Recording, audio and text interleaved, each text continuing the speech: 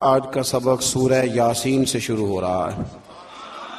یاسین کا ترجمہ حروف مقطعات ہیں، لیکن مقطعات حروف کے علاوہ جن بزرگوں نے کیا ہے انہوں نے یہ کیا ہے کہ یاسین کا معنی ہے رب فرماتا ہے اے میرے سید، اے میرے سردار۔ فرمایا والقرآن الحکیم، مجھے قرآن مجید کی قسم ہو، انک لمن المرسلین، بے شک آپ رسولوں میں سے ہیں۔ مجھے قسم ہو کہ بے شک آپ رسولوں میں سے ہیں۔ پھر اللہ تبارک و تعالی نے آگے متعدد آیات کے اندر، سورہ یاسین کی متعدد آیات کے اندر اللہ تبارک و تعالی نے غافل لوگوں کو اللہ کے عذاب سے ڈرایا ہے اور ان پر حق کی حجت کو قائم کیا ہے۔ لیکن کچھ سرکش لوگ ایسے ہوتے ہیں جن پر دعوت حق کا اثر نہیں ہوتا۔ دعوت حق انہی پر اثر ہوتا ہے جو نصیحت کو قبول کرتے ہیں، جن کا طریقہ ہے کہ وہ نصیحت کو قبول کرتے ہیں، جن کا مزاج نہیں نا جی نصیحت کو قبول کرنے کا، تو ان لوگوں پر حق کی دعوت کا کوئی اثر نہیں ہوتا۔ پھر آیت نمبر 38 سے اللہ تبارک و تعالیٰ کی قدرت اور جلالت کا بیان کیا گیا کہ سورج، چاند اور سیارے تمام قادر مطلق کے نظم کے تابع ہیں، اور یہ ممکن نہیں کہ ان میں سے کوئی فساد یا ٹکراؤ ہو جائے۔ پھر آیت نمبر 48 میں فرمایا کہ کفار کہتے ہیں وہ وعدہ کب آئے گا کہ تم سچے ہو۔ اس کے بعد پھر اللہ تعالیٰ نے وقوع قیامت کا ذکر فرمایا ہے اور بعثت بعد الموت کو مختلف پیرایوں کے اندر بیان فرمایا ہے۔ آیت نمبر 54 سے ارشاد فرمایا کہ بغیر کسی ظلم کے اعمال کا بدلہ دینے اور جنتی لوگوں کے لیے نعمتوں کا ذکر ہے، اور مجرموں کو الگ کرنے اور جہنم کے عذاب کا بھی اللہ نے انہی آیات کے اندر تذکرہ فرمایا ہے۔ آیت نمبر 65 میں اللہ تبارک و تعالی نے بتایا ہے کہ قیامت کے دن مجرموں کے منہوں پر مہریں لگا دی جائیں گی، منہ ہوں گے ان پر مہر لگا دی جائے گی، اور ان کے ہاتھ، پیر اور دیگر اعضاء سلطانی گواہ بن کے اللہ کی عدالت میں ان کے خلاف گواہی دیں گے۔ ہاتھ بھی خلاف گواہی دے گا، پیر بھی خلاف، زبان پہ تو مہر ہوگی، یہ گواہ بن جائیں گی ساری چیز کہ ہم سے کیا کیا جرائم کرائے جاتے تھے۔ پھر آیت نمبر 68 میں بتایا کہ جسے ہم لمبی عمر دیتے ہیں تو ہم اس کی جسمانی بناوٹ کو ابتدائی حالت کی طرف الٹ دیتے ہیں، یعنی ایسی لمبی عمر کی دعا مانگنی چاہیے جس میں انسان کی عقلی، علمی، فکری اور جسمانی قوت سلامت رہے۔ جس میں سلامت نہ رہے اس لمبی عمر کی دعا، اس کے لیے بزرگوں نے یہ دعا سکھائی ہے کہ دعا اس طرح مانگو، یا اللہ جب تک تو میرے لیے بہتر سمجھتا ہے مجھے دنیا میں رکھ، اور جب میرے حق میں بہتر نہ ہو تو پھر مجھے اپنی بارگاہ کا قرب عطا فرما، پھر تو مجھے اپنے قریب بلا لے۔ آیت نمبر 78 سے اللہ تبارک و تعالی نے منکرین قیامت کے اس عقلی سوال کا ذکر فرمایا ہے کہ جب انسان مر جائے گا اور ہڈیاں تک بوسیدہ ہو جائیں گی تو دوبارہ کون زندہ کرے گا؟ پھر جواب دیا کہ دوبارہ بھی وہی خالق زندہ کرے گا جس نے بغیر کسی نام و نشان کے پیدا کر دیا تھا۔ اب تو ہڈیوں کا نام و نشان ہے نا، تب تو نام و نشان بھی کوئی نہیں تھا، تو اگر اس وقت پیدا کر لیا تھا تو اب دوبارہ زندہ بھی کر دے گا۔ پھر آگے سورہ صافات شروع ہوتی ہے۔ اس سورہ مبارکہ میں اللہ تبارک و تعالی نے متعدد چیزوں کا ذکر فرمایا ہے، اور اس سورت کے شروع میں فرشتوں کی مختلف جماعتوں کی قسم کھا کے اللہ تعالیٰ نے اپنی وحدانیت کا ذکر فرمایا ہے۔ کچھ مضامین ایسے ہوتے ہیں جو پچھلے اسباق سے ملتے ہیں، تو چونکہ جب 2 پارے کرنے ہوتے ہیں تو میری یہ خواہش ہوتی ہے کہ صرف وہ مضامین لائے جائیں جو پہلے بیان نہیں ہوئے۔ تو اس میں اللہ تبارک و تعالیٰ نے ارشاد فرمایا آیت نمبر 40 سے لے کر 49 تک، فرمایا کہ اللہ تعالیٰ کے برگزیدہ بندوں کو آخرت میں عطا کی جانے والی کچھ نعمتیں ہیں۔ ان کا ذکر ہے کہ انہیں عمدہ میوے ملیں گے، وہ جنت میں عزت اور احترام کے ساتھ ایک دوسرے کے مقابل مسندوں پر بیٹھے ہوئے ہوں گے، سفید اور لذیذ شراب طہور کے جام گردش میں ہوں گے، جن سے نہ درد سر ہوگا نہ ہوش اڑیں گے، پیکرے شرم و حیا حوریں ہوں گی، وہ بلند مقام سے جہنمیوں کا مشاہدہ کر رہے ہوں گے، اور گویا جہنمی بھی ان کی طرف بڑی حسرت کے ساتھ دیکھ رہے ہوں۔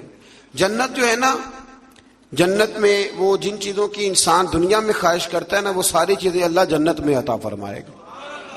تو فرمایا کہ یہاں تمہارے اندر خواہشات رکھی ہیں تو یہاں وقت بھی تھوڑا رکھا ہے، وقت بھی دیکھیں نا، عقل مند آدمی ہے نا، اس کو اگر کہا جائے کہ یہ 5 دن کے لیے بندوبست ہے، موج بڑی ہے، لیکن اگر تو یہ چھوڑ کے 5 دن صبر کر لے تو پھر آگے تیرے لیے ساری زندگی کا صبر ہے، ساری زندگی کی موج ہے۔ تو عقل مند کون ہے، 5 دنوں والا کہ ساری زندگی والا؟ تو ہم نے 30-35 سال کی موج چاہتے ہیں، اس کو چھوڑیں، خواہشات کو دبائیں، انشاءاللہ پھر جب آنکھ بند ہونے کے بعد دوبارہ کھلے گی نا تو پھر اللہ بڑا ہی فضل فرمائے گا، بڑا اللہ فضل فرمائے گا۔ اللہ تعالیٰ کو کسی کی ناشکری کی کوئی پرواہ نہیں، ہاں وہ اپنے بندوں کے لیے ناشکری کو ناپسند اور شکر کو پسند فرماتا، باقی اسے پرواہ کوئی نہیں کہ تم ناشکری کرو، وہ تمہارے شکر ادا کرنے کا کوئی خواہش مند ہاں پسند ضرور کرتا ہے، پر اسے کوئی محتاجی نہ کرو گے تو نقصان اٹھاؤ گے۔ آیت نمبر 9 سے اللہ تعالیٰ نے فرمایا کہ عالم اور جاہل برابر نہیں ہو سکتے۔ قُلْ هَلْ يَسْتَوِي الَّذِينَ يَعْلَمُونَ وَالَّذِينَ لَا يَعْلَمُونَ، فرمایا کہ عالم اور جاہل برابر ہو سکتے ہیں؟ کون کہہ رہے ہیں؟ تو اگر کوئی جاہل اٹھ کے کہے مولویوں کی پتہ ہے، اور اللہ تعالیٰ خیر کرے 2-3 جگہوں پہ تو جاہلوں کے بڑے ڈیرے ہیں، ایک حکمرانوں کے گرد، ایک درباروں کے گرد۔ بلکہ میں اکثر کہتا ہوں جتنا بڑا جاہل ہو نا اتنا بڑا پیر ہوتا ہے، بڑی ذمہ داری سے کہہ رہا ہوں آپ، کیونکہ عالم نے تھوڑا بہت سوچنا ہے کوئی بات کرتے وقت، کیونکہ اسے پتہ ہے کہ یہ شریعت کی حد ہے، یہ قید ہے، تو جاہل نے تو کچھ بھی نہیں نہ سوچنا۔ تو جاہلوں کی کرامتیں بے شمار، ادھر بھی کرامت ادھر بھی کرامت، یہ بھی کر دیا وہ بھی کر دیا۔ اور جاہل کی ایک بہت بڑی علامت ہے کہ وہ ہمیشہ علم کی مخالفت کرے گا، پکی بات ہے، چونکہ خود جاہل ہے لہذا علم کی ہمیشہ۔ بہت سارے ایسے پیر ہیں لوگوں کے کہ جو نہ ان کا نکاح پڑھا سکتے ہیں نہ جنازہ پڑھا سکتے ہیں، یعنی پیر ایسا نہ خوشی میں شریک ہو سکتا ہے لیکن پیر ہے۔ عجیب بات ہے نا کہ تمہیں نکاح کا مسئلہ عالم بتائے، طلاق کا مسئلہ، یعنی تمہارے بیٹے کے پیدا ہونے سے لے کر تمہارے بچے کے نکاح سے لے کر اور تمہارے معاذ اللہ مرنے اور جنازے تک ساری ڈیوٹی عالم کرتا ہے، اور وہ موٹر سائیکل خرید لینا تو سارے گاؤں کو مصیبت پڑ جاتی ہے کہ اس نے کہاں سے لے لی ہے، سوال جواب کرتے ہیں۔ اور پیر کا بیٹا مطلق جاہل ہوتا ہے، مطلق۔ بہت سارے ایسے پیر ہیں جو دعا نہیں مانگ سکتے سپیکر کے آگے، لیکن کیا کیا جائے قوم کا، کیسے سمجھایا جائے، کون سا ایسا درود پڑھا جائے؟ تعویذ لکھتے جا رہے ہیں، تعویذ لکھتے جا رہے ہیں، اور وہ بھی نہیں لکھنے آتے ہیں، فوٹو کاپیاں کرا لیے، موریں بنوا لی۔ کچھ خدا کا خوف کریں، کچھ تھوڑا سا خیال کریں۔ پیر کے لیے پہلی شرط یہ ہے کہ اسے خود تو رستے کا پتہ ہو کہاں جانا ہے۔ جس ڈرائیور کو خود نہیں پتا وہ آپ کو لاہور کیسے پہنچائے گا؟ تو اس کو خود تو پتا ہو۔ باں ظلموں جو کرے فقیری، وہ کافر مرے دیوانہ ہو، مہربانی کرے آپ۔ جبے کبے دیکھتی ہے قوم، بڑے بڑے جناب رنگ ڈنگ دیکھتی ہے تو الجھ جاتی ہے۔ تو اللہ تبارک و تعالیٰ نے فرمایا عالم اور جاہل برابر ہو سکتے، اللہ نے کہا ہے، اس لیے ہماری ڈیوٹی ہے علماء کو عزت دے، یہ ہماری ڈیوٹی ہے۔ میں کئی دفعہ علماء کی شان میں حدیثیں اس لیے نہیں بیان کرتا کہ وہ لوگ ہم پہ فٹ نہ کر لیں، اور اندر نفس بیٹھا ہے، وہ بھی کئی دفعہ کہتا ہے کہ شاید تو اپنی بات کر رہا ہے، لیکن رمضان ہے، میں خالصتاً اللہ کی رضا کے لیے عرض کرتا ہوں۔ میرے رسول کریم علیہ السلام نے عالم کے لیے فرمایا ہے، فرمایا عالم میرا جانشین ہے۔ کوئی ضعیف روایت نکال کے دکھائے کہ حضور نے کہا درویش میرا جانشین ہے، ٹھیک ہے، جو عالم بے عمل ہے میں ان کی بات نہیں کر رہا، لیکن حضور نے فرمایا علماء انبیاء کے وارث ہیں۔ اور صاحب تفسیر روح البیان نے حدیث لکھی ہے، حضور نے فرمایا جس نے عالم سے ہاتھ ملایا سمجھے میرے ساتھ ملایا ہے، جس نے سچے عالم کی سنگت کی سمجھے میری سنگت کی۔ اور کیا خوبصورت لفظ ہیں حدیث کے، حضور فرمانے لگے جس نے عالم کا چہرہ دیکھا سمجھے اپنے نبی کا دیدار کیا ہے۔ آپ چھوٹی بات سمجھتے ہیں اس کو؟ اس لیے وقت نکال کر میں اپنی ذاتی زندگی میں وقت نکال کے جاتا ہوں علماء سے ملنے. پتہ چل جائے مستند اور باعمل عالم آیا تو میں کبھی پیچھے نہیں رہتا, میں آگے بڑھ کے جاتا ہوں, ملاقات کرنے کی کوشش کرتا ہوں, اور یہ حدیثیں میرے ذہن میں ہوتی ہیں ہمیشہ. کوشش فرمایا کریں. اللہ تبارک و تعالی سمجھنے کی توفیق عطا فرمائے. پھر اللہ تبارک و تعالی نے آیت نمبر 10 میں مومنین کو تقوی پر کاربند رہنے اور رکاوٹ کی صورت میں اللہ کی زمین کے وسیع ہونے اور مصائب و آلام پر صبر کرنے والے کے لیے بے حساب اجر و ثواب کا ذکر کیا ہے. فرمایا اگر تقوی کے رستے میں تمہارا ملک رکاوٹ بنے تو زمین بڑی وسیع ہے, کہیں اور چلے جاؤ, لیکن اختیار تقوی ہی کرنا ہے. پھر آیت نمبر 15 سے غیر اللہ کی عبادت کرنے والوں کے لیے عذاب شدید اور بتوں کی عبادت سے اجتناب کرنے والوں اور اللہ کی طرف رجوع کرنے والوں اور اچھی بات سن کر پیروی کرنے والوں کو بشارت دیتے اور ہدایت دینے کا بھی میرے رب نے ذکر فرمایا. آیت نمبر 22 میں فرمایا کہ جس کے سینے کو اسلام کے لیے اللہ کھول دیتا ہے تو وہ اپنے رب کی طرف سے نور ہدایت پہ قائم رہتا ہے. کوئی اللہ خوشخبری دے رہا ہے کہ اگر میں نے تمہیں کلمے کی توفیق دیا تو سمجھو میں نے ہدایت کا رستہ تم پہ واضح فرما دیا. پھر آیت نمبر 23 میں قرآن مجید کی اثر آفرینی کو بیان کیا گیا. یہ ملتے جلتے مضامین پر مشتمل بہترین کلام ہے جسے بار بار دہرایا جاتا ہے. جن کے دلوں میں خشیت الہی ہے اسے سن کر ان کے بدن کے رونگٹے کھڑے ہو جاتے اور ان کے جسم اور دل اللہ کی یاد کے لیے نرم ہو جاتے. فرمایا یہ ملتے جلتے مضامین ہیں جن کو بار بار دہرایا جاتا ہے. قرآن میں کون سے مضامین ہیں اور بار بار؟ یہ شکوہ بھی چھوڑ دیں کہ ہماری مسجد کا خطیب ہر سال ایک ہی مضمون بیان کرتا ہے. اللہ کہتا ہے قرآن کے مضامین کو بار بار دہرایا جاتا ہے. تو جنگ بدر ہر سال جب بیان ہوتی ہے تو وہی بیان ہوگی نا جو پہلے سے حدیثوں میں لکھی ہوئی ہے. ایک کوئی نیا واقعہ درج کر کے بیان ہو. قوم کو اس پہ بھی شکوہ ہوتا ہے, کہتے پچھلے سال بھی سنایا تھا. میں ایک جگہ پہ گیا تو مجھے کچھ لوگ کہنے لگے جی آپ تقریر چھوٹی کرتے ہیں تو آپ نا آج ہم نے لمبی تقریر سنی ہے, پچھلے سال بھی آپ نے 40 منٹ تقریر کی تھی. میں کہ تسی پچھلے سال والی سناؤ تے نویں سن لو. ٹھیک ہو گیا نا جی. میں نے کہا پچھلی سنائیں اور نہیں سن لیں. اور کبھی کبھی بڑے سکھانے والے لوگ بھی ملتے ہیں. ایک جگہ میں تقریر ختم کرنے لگا تو ایک بزرگ ہیں, وہ بڑا مجھ سے پیار کرتے محبت کرتے ہیں, بڑی ان کی دلچسپی ہے. تو میں نے تقریر ختم کرتے ہوئے کہا کہ بس جی. بابا جی کہنے لگے نہیں تھوڑی سی اور. میں کہ میں کہاں ختم ہو گئی ہے؟ کہنے جی ختم ہوگی تو مڈو لگ پو, یہی سنا دیو دوبارہ. پھر اس سے آگے جب ہم بڑھتے ہیں تو پھر ایک دفعہ حضرت سیدنا ابراہیم علیہ السلام کا ذکر سورہ صافات کے اندر فرمایا گیا, اور پھر وہ دوبارہ سے ذکر جب آپ نے بتوں کو توڑا. لیکن اس میں ایک چیز کا اضافہ ہے. وہ کیا ہے کہ اللہ تبارک و تعالیٰ نے فرمایا کہ جب حضرت ابراہیم علیہ السلام کو آگ میں ڈالنے کی ان کی ساری تدبیریں ناکام ہو گئیں تو پھر ہم نے ابراہیم علیہ السلام کو اسماعیل علیہ السلام دیے. آپ کو پتہ ہے پھر جب بیٹا دے دیا, اللہ کا اپنا انداز ہے نا نوازنے کا. اچھا ہمارا مسئلہ اور طرح کا ہے. ہم کہتے ہیں کہ نوازتا ہے تو پھر روز نوازے, نوازتا ہے تو پھر اللہ آپ کو کہتا ہے روزانہ زکوٰۃ دو. اگر کہہ دیتا تو بھائی سال والے بڑی مشکل سے حساب کرتے ہیں, اور ہر روز تو رب ہر روز چیزوں کا حکم نہیں دیتا. تو اللہ تبارک و تعالیٰ تدریجن چیزوں کا حکم دیتا ہے, تدریجن. لیکن جب وہ دیتا ہے تو پھر کہتے ہیں اس میں مد و جزر آئے گا, کبھی دکھ کبھی سکھ, کبھی صحت کبھی بیماری, کبھی اوپر کبھی نیچے. تو ہم نا صرف میٹھے میٹھے کے قائل ہیں, میٹھے میٹھے. کڑوے کا بھی قائل ہونا چاہیے, اس لیے کہ محبوب کی طرف سے جو بھی عطا ہو جائے وہ اس کا کرم ہی ہے. اللہ نے پہلے حضرت اسماعیل دیے, اور جب بیٹے سے پورا دل لگ گیا تو فرمایا اب اسے چھوڑ کے آؤ وادی غیر ذی زرع میں. جہاں آج بیت اللہ شریف ہے نا وہاں کچھ بھی نہیں ہوتا تھا. حضرت جناب اسماعیل کو اور ان کی والدہ کو چھوڑ آئے 2 کلو کھجوریں اور ایک مشکیدہ پانی کا, اور کہا اللہ میں انہیں تیرے حوالے کر کے جاتا ہوں. پھر پابندی لگ گئی تو کئی سال گئے نہیں. مفسرین نے با اختلاف روایات 9 سال یا 13 سال کے حضرت اسماعیل ہوئے تو گئے, اور جب گئے تو جاتے ہی کہنے لگے وہ یہاں ذکر ہے. فرمایا کہ بیٹا میں نے خواب دیکھی ہے, میں تمہیں ذبح کر رہا ہوں.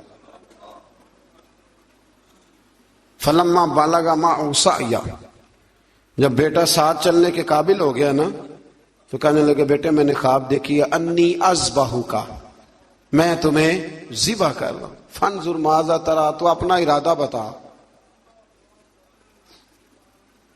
میں نے سورہ یوسف میں بھی عرض کیا تھا کہ ساری زندگی لوگ ماں بیٹے کی محبت کا ذکر کرتے آئے، پر قرآن مجید نے نا 2 جگہ باپ بیٹے کی محبت بھی بڑی کھول کے بیان کی ہے۔